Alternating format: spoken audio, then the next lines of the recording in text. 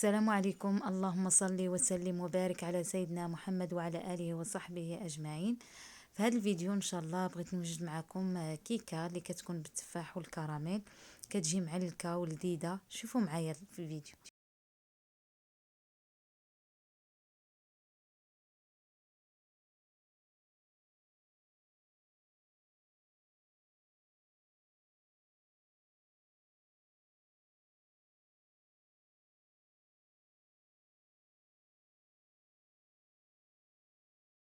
بسم الله على بركة الله. هنا غادي نشوفوا المقادير. عندي هنايا نصف كأس ديال السكر، كأس ديال الحليب، عندي تقريبا تفاحة كبيرة أو جوج تفاحات صغار، عندي معلقة كبيرة ديال الزبدة، عندي نصف ملعقة صغيرة ديال القرفة، وعندي معلقة كبيرة ديال النشا والفاني.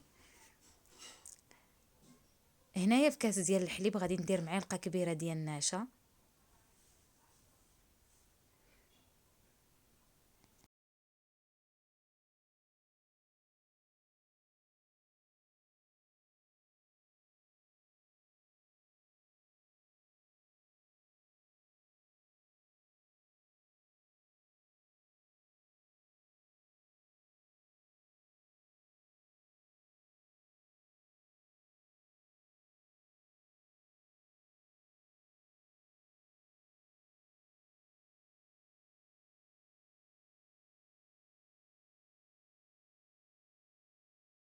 وهنايا في مقلاة غادي ندير نصف كأس ديال السكر اللي غادي نديرو على نار متوسطة حتى يذوب معنا السكر.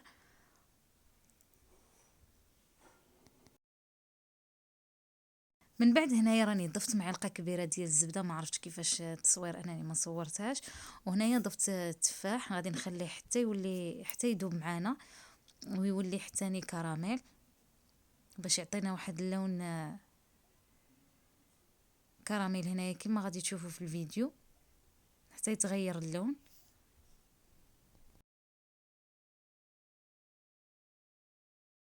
شوفوا هنا كيفاش تغير اللون ديال التفاح. ومن بعد ضفت نصف معلقة صغيرة ديال القرفة،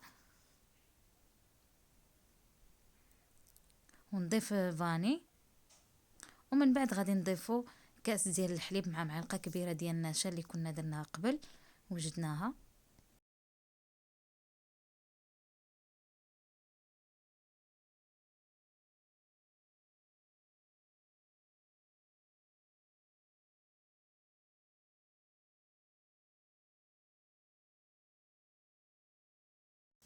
هنايا من بعد ما ضفت الحليب والنشا غادي نخليه واحد شويه حتى يتقال معنا كريمه الكراميل مع التفاح. هنا راني دايره على نار متوسطه.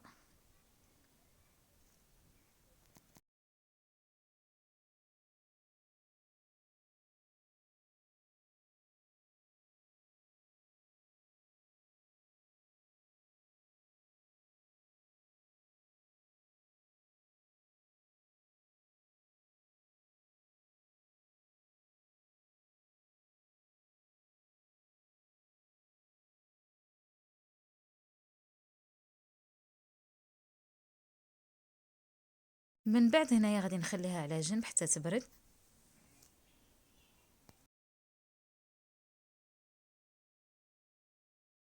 بالنسبه للكيك هنايا غادي نحتاجو تقريبا جوج تفاحات، عندي جوج كيسان ديال الدقيق، رشه ملح، كاس ديال الحليب دافي، نصف كاس ديال السكر يعني ما عامرش بزاف، هنايا نصف كاس ديال الزيت، 3 بيضات صغار الا كانوا عندكم كبار ديروا زوج، عندي دانون بنكهه الفاني، وعندي معلقه كبيره ديال خميره الحلوى والفاني.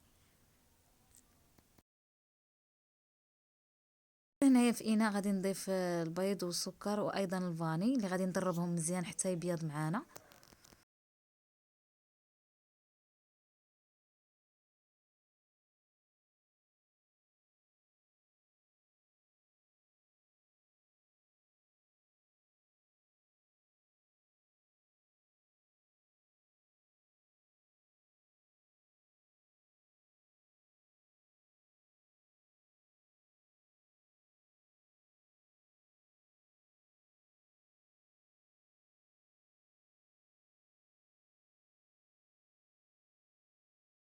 بعد غادي نضيف الكاس ديال الحليب اللي كيكون بدرجة حرارة المطبخ،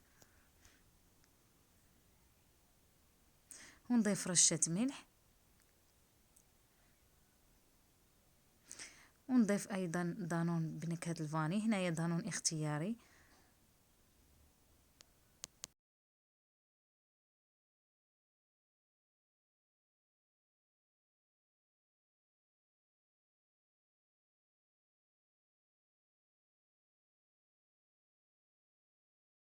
غادي نضيف الكاس ديال الدقيق، ونضيف معلقة كبيرة ديال خميرة الحلوى اي 15 غرام.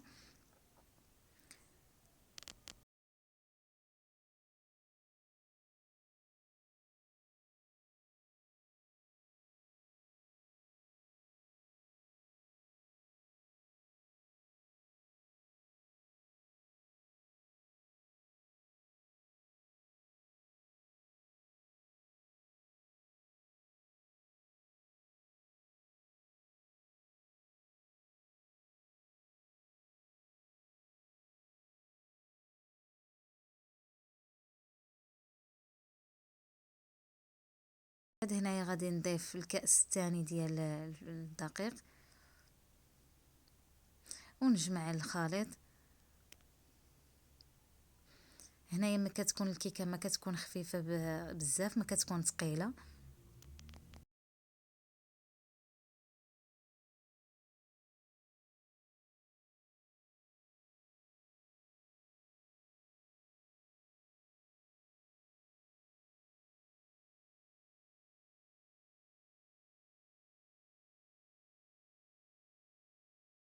بعد هنايا من جاني الخليط خفيف بزاف، ضفت ايضا نصف كاس ديال الفرينه.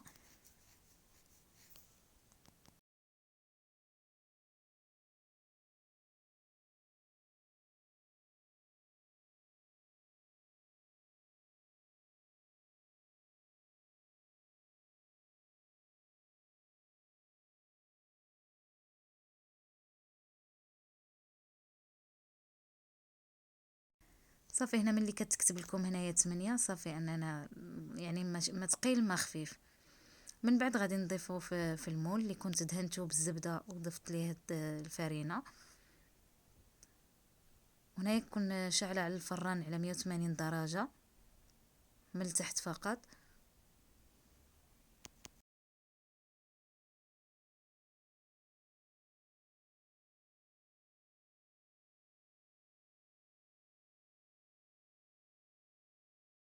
من بعد هنايا غادي نضيف الكريمات الكراميل اللي كنت صاوبتها معاكم من قبل. شوفوا هنايا من بردت قالت معنا بزاف، وغادي نضيفها على العجين اللي درناه في المول.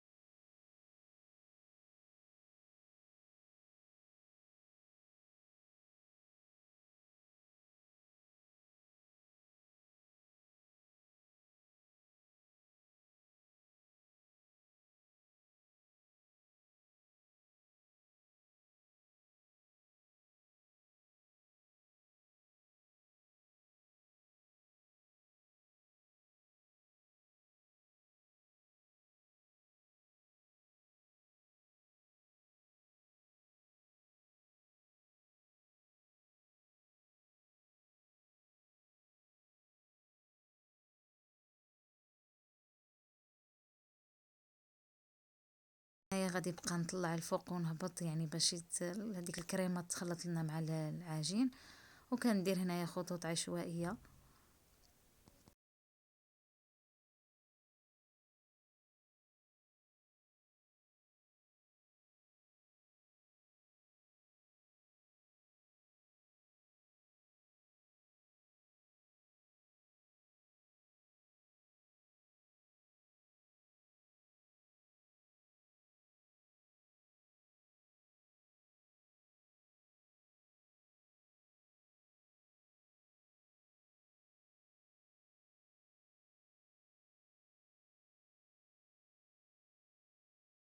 ومن بعد هنايا ايضا غادي نضيف التفاح اللي كنت من قبل ضفته. هنايا ضفت ايضا، كنت نسيت انني ما ضفتش اللوز، يعني اختياري.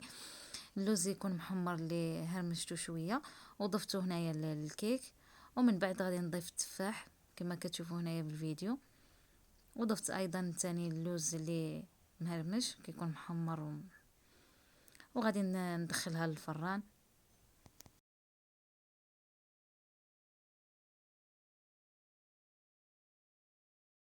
تقريبا تاخذ لكم 45 دقيقه في الفرن. هذا هو الكيك اللي وجدت معاكم بعد ما خليتها بردت.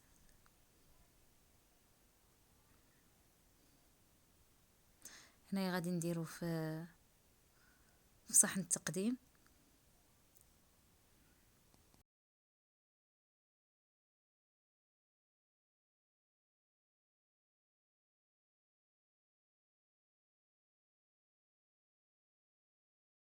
هنا تقدروا انكم تدهنوه بالناباج ولا الكوفيتي اللي كيكون عندكم، ولا انا درت فقط هنايا سكر كلاصي.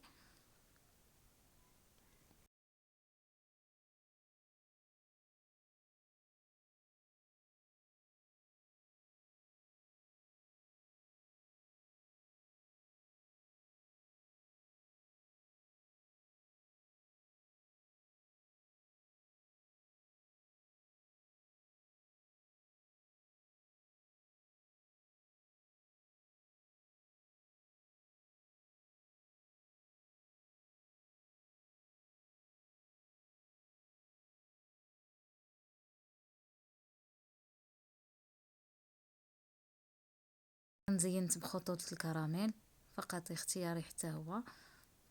وهنا غادي نقطع معكم باش تشوفوا الكيك اللي وجدت معكم. كتجي لذيذه بزاف بنكهه الكراميل والتفاح وكتجي معلكه. نتمنى انكم تجربوها.